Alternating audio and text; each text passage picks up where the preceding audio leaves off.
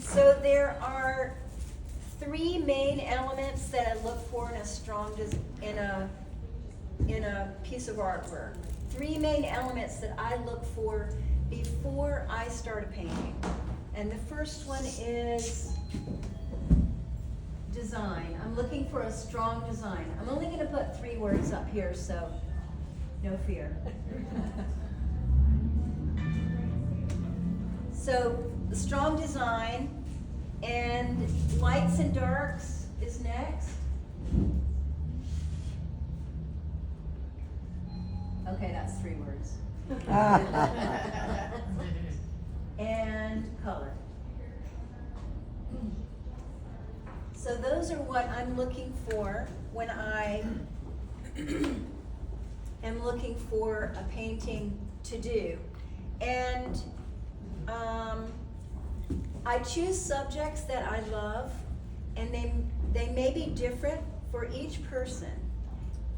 And I encourage you to find what you love and do that, because your passion will go into it, and that's what viewers capture. They get that. They get the feeling of it, whether they can explain it or not. I mean, a child can even tell you, this, I like this, for whatever reason. And it's important to do what you love. Don't try to follow somebody else that's good. Try to find out what is it you like and why. So when you're flipping through an art book, what old masters do you like? What new people do you like? Find out who you like and ask yourself, what do I like about it? Those will help you know what you might want to do or what you might want to collect. All right, so my process starts with photography, and my photographs are what I almost always work from my own photographs. But when I'm looking through my phone at all the photographs I've taken, I'm looking for those that have a strong design. So I'm going to show you examples of what I do for almost every painting. Here's my photograph, not too great, but I see the design in it. There is a road here, and there are these trees in the back, and there's a little bit of light here. Well, so I'm going to do a black and white drawing so that I understand the color, not the color, the lights and darks.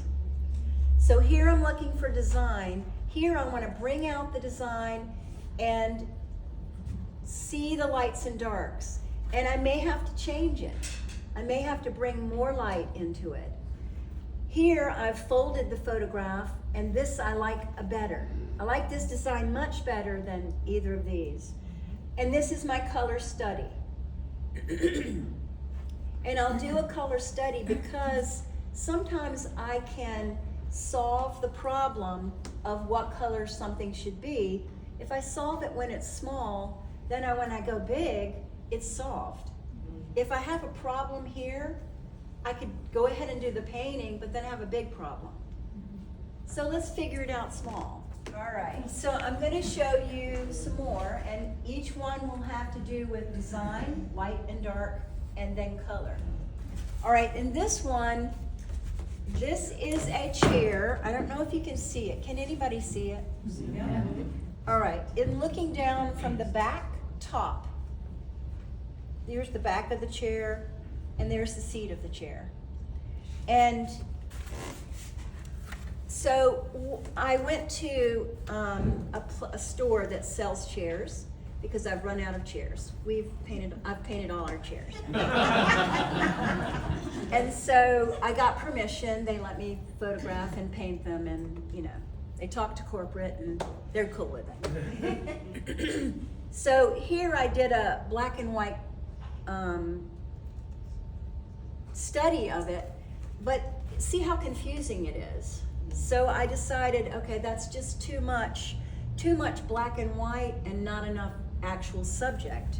So here I'm just playing with line, and here I paint the study And I just stayed with the grays because that's just what I did. That was the choice I chose. Because color is on my list, it does matter to me, but it is not the top word on my list. And for some of you, color is the top word on your list. So that is fine. It can be that way. That's your choice.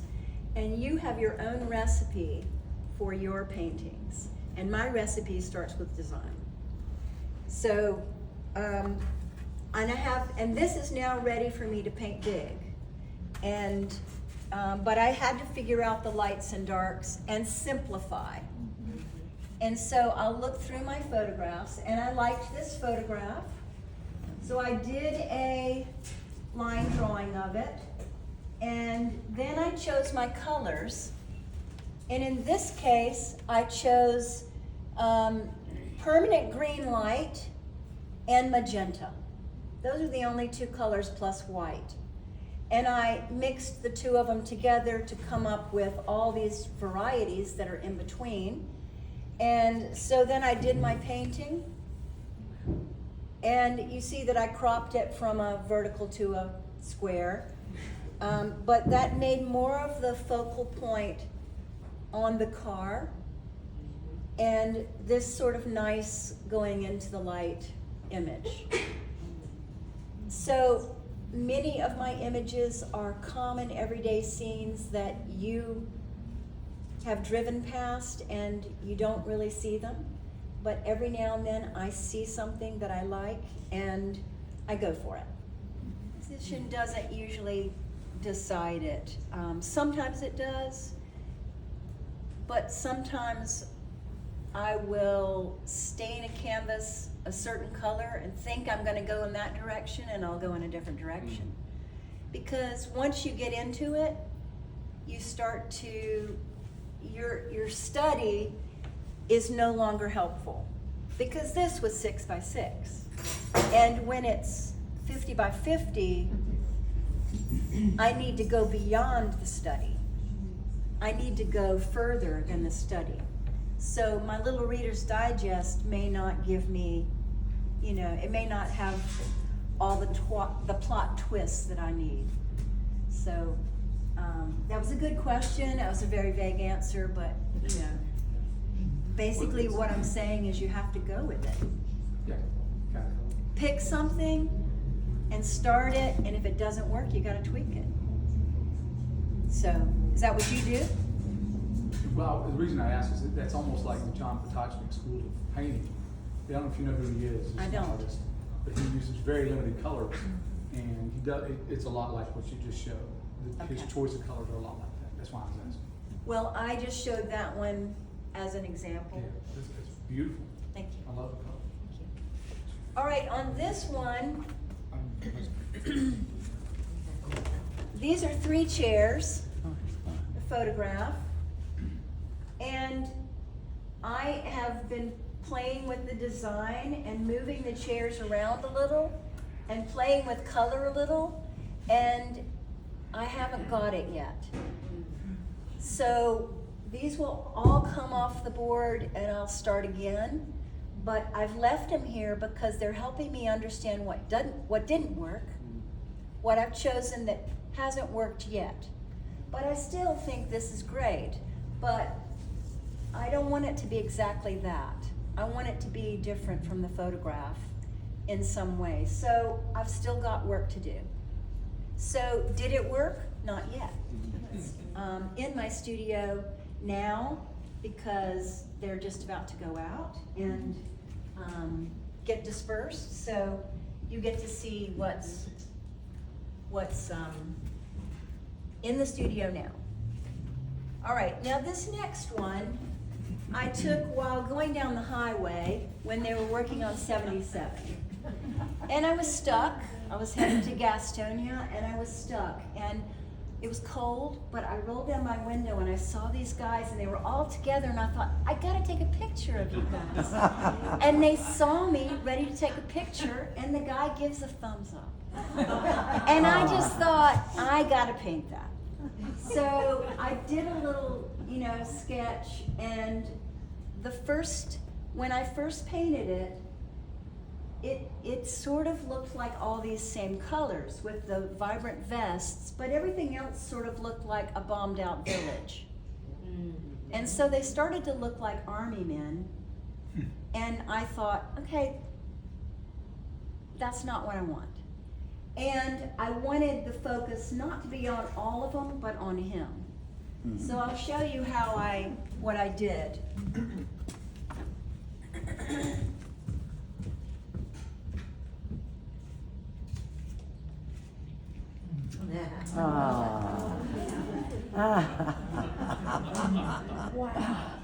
So the building became pink because I wanted this guy to be the one that you focus on. And he's the only one whose facial expression is actually very readable. And we had to have a little graffiti because, come on. Yeah. That's great.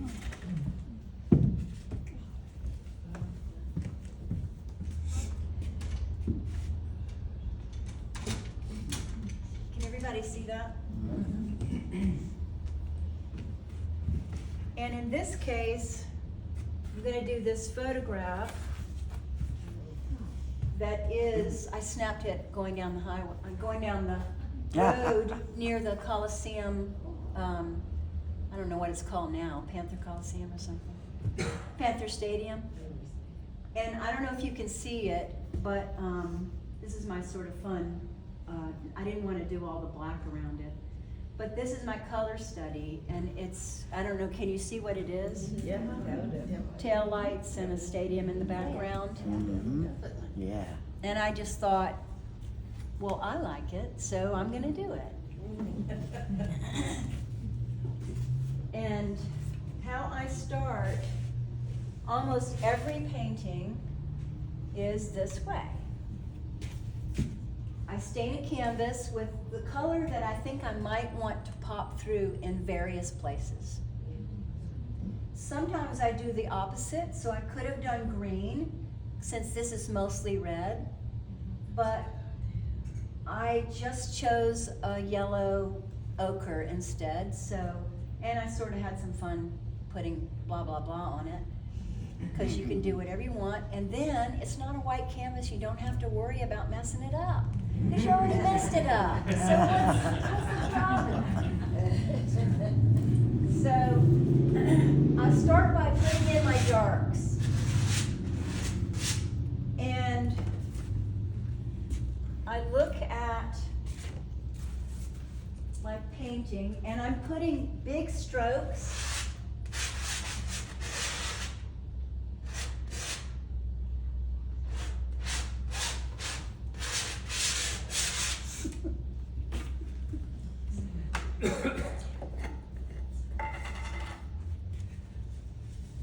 Is that straight black? Straight black. But I almost always start with my dark, so that I'll know the no-tan, the dark and light pattern that goes through the painting. So I'm going to have to, now's the time for that easel. I'm going to get it. Ms. Harkness, do you Yeah. use oil or different types of spirits? I put mineral spirits. Mineral spirits? Yeah, and it's oil. So basically, I'm trying to just get a no-tan, which is the black and white pattern.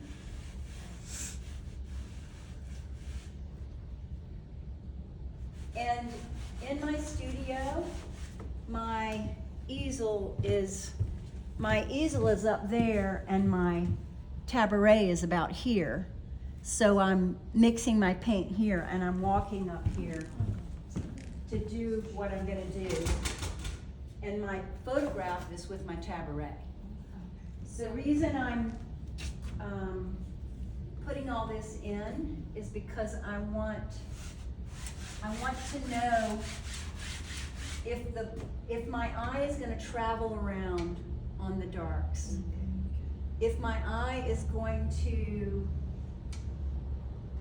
if the darks will lead me through the painting. Basically, what I want is when it's finished, I want you to want to keep looking at it. I want you to say, what, how did, what a choice, you know, I want you to ask questions, I want you to not know the answer, how did she get there?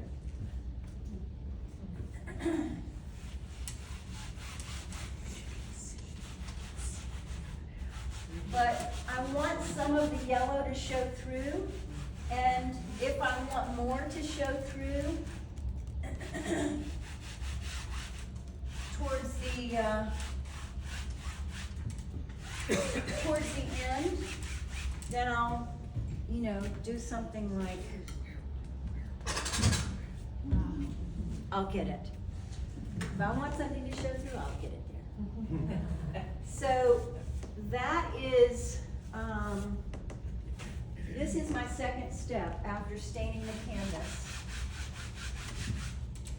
And basically, it's to tell me if I squint my eyes at the photograph and squint my eye at this, do I sort of have it? And I can't really tell because I'm doing it right here.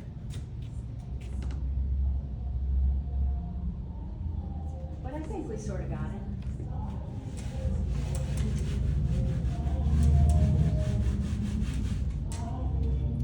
So I like the action marks, and many of my paintings still have some of that that's showing through even when the painting is finished. Because I like all the different layers.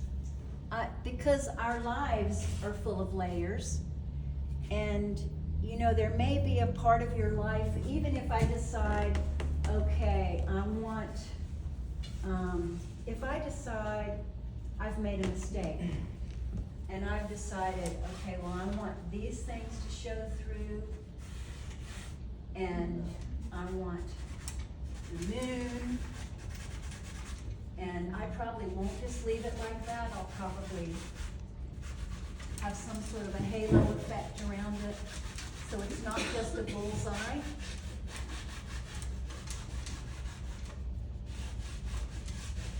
But they're always,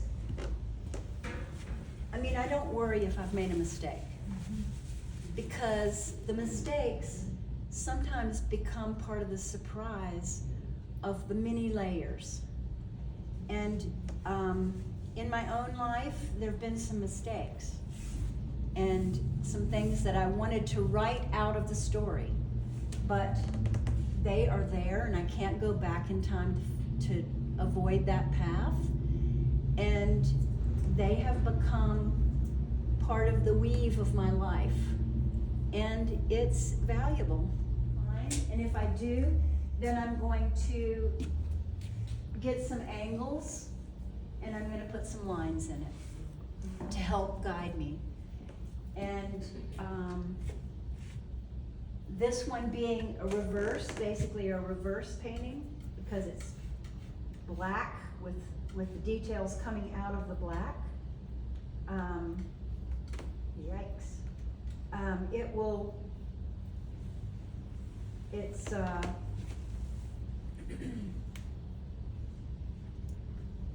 not every painting that's like this, but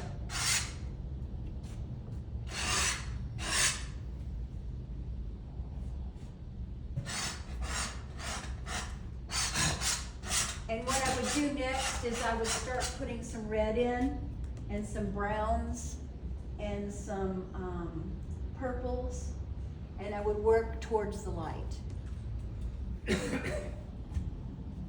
So that is how, that's the next step after the study boards. And then after this, I just would put it aside and let it dry, and I'll come back to it. I might do this with 3 other paintings, and and then I'll come back to it later when it's dry, and I'll add a layer of more detail, but not this. This. Okay? Because I want some of that energy in it. I want some of that, I want some big strokes. Questions that I said I would cover is, what was the process? What was the plan? So you know the plan was these things. The process, I'm showing you the process. And did it work? Well, I'm not gonna let it out of my studio until I think it works. But it could be that it goes off and comes back because it went to a gallery and they are now done with it, and it'll then go to another gallery, and I may change something when I get it back, because I may understand, oh, now I see something that I should do differently. So I want to keep learning. So this painting is a chair, and it's sort of impressionistic and a limited color palette, but not all of and you see their lines, but not all of my paintings are like this. And you've seen the others that I've shown you. And here's one more that is also a chair painting. And this one,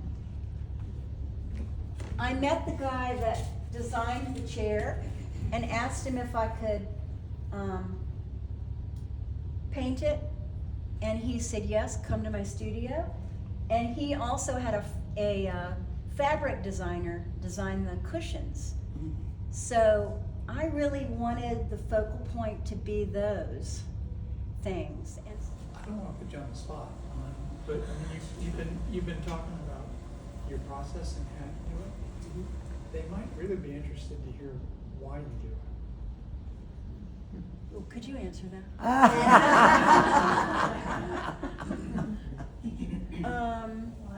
You mean, why did I start? I can How answer did part of it. Okay, go ahead. So Anne, This is my husband, Larry. Anne and I've known each other forever and a day, and she's always school. she's junior high. She's always been an artist, and she's always been attracted to visual, just things that are pleasing visually. But she went through some hard times, and came out the other side with joy and freedom, and it kind of allowed her to become who she is now in recent years. So, thank you. Sweet.